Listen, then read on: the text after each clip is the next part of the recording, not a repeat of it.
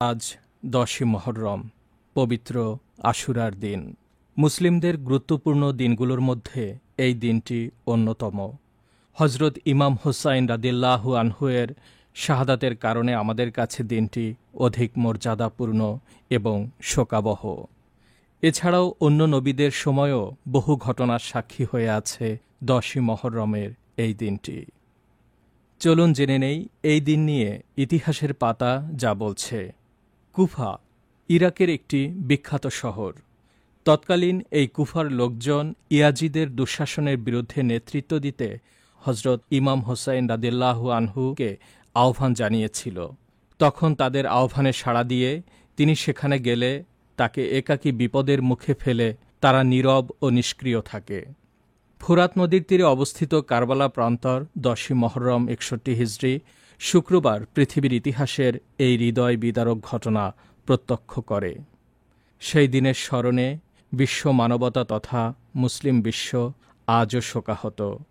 মহানবী হজরত মুহাম্মদ সাল্লাল্লাহু আলাইহি সাল্লামের দৌহিত্র হজরত ইমাম হুসাইন রাদিয়াল্লাহু আনহু ও তার 72 জন সঙ্গীর বিরুদ্ধে ইবনে জিয়াদ 4000 সৈন্য নিয়ে আক্রমণ করে।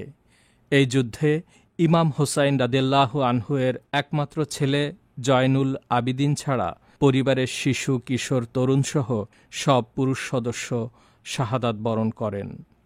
কুফার সুপ্রাচীন নদী ফোরাতের কূলে কারবালার প্রান্তরে হজরত ইমাম হুসাইন রাদিয়াল্লাহু আনহু এর কাফেলা যখন অবস্থান করছিল, তখন তাদের পানির একমাত্র উৎস ছিল ফোরাত নদী। কিন্তু সেই নদীটি ওবায়দুল্লাহ ইবনে জিয়াদের বাহিনী ঘিরে রেখেছিল। তারা অবরুদ্ধ করে রেখেছিল নিরস্ত্র অসহায় আহলে বাইতকে। পানির পিপাসায় ছটফট করতে থাকে নারী, পুরুষ, শিশু, বৃদ্ধ সকলে।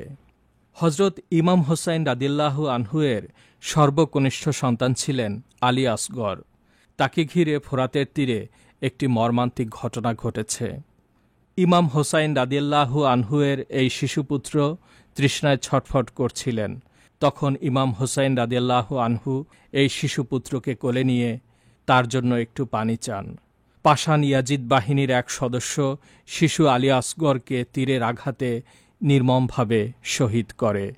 সেদিন এই ফোরাত নদীর তীরে পানি পানি বলে মাতম উঠেছিল।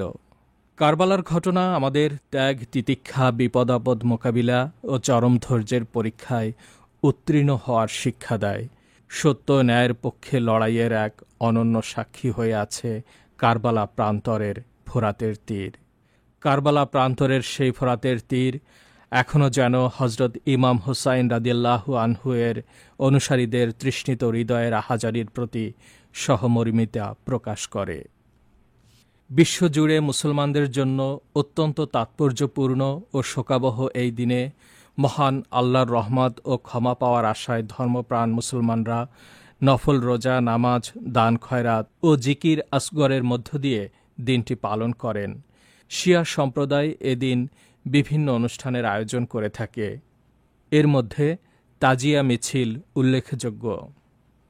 আমাদের প্রত্যেকের উচিত ইসলামের অনুশাসন মেনে পবিত্র আশুরার এ দিনটি পালন করা।